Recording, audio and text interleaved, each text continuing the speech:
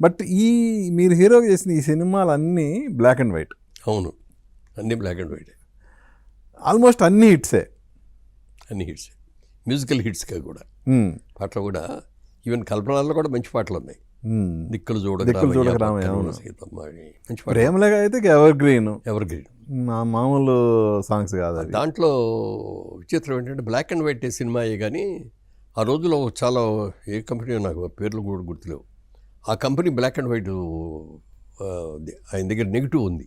Okay, Dukkipati Basavarao దగ్గర. అది చేసేటప్పుడే చెప్పాడు, చాలా మంచి కంపెనీ ఉందండి నా దగ్గర, నెగిటివ్ దాంతో తీయాలి అని. విన్సెంట్ గారేమో కెమెరామెన్. అయితే అదైతే చాలా బాగుంటుంది అన్నాడు. చాలా కేర్ చేసి. విన్సెంట్ గారేమో cameraman, director of photography. Prakash ఏమో operative camera.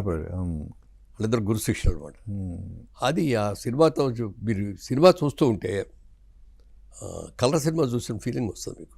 Black and white cinema. Okay, అంత బాగా తీశారు.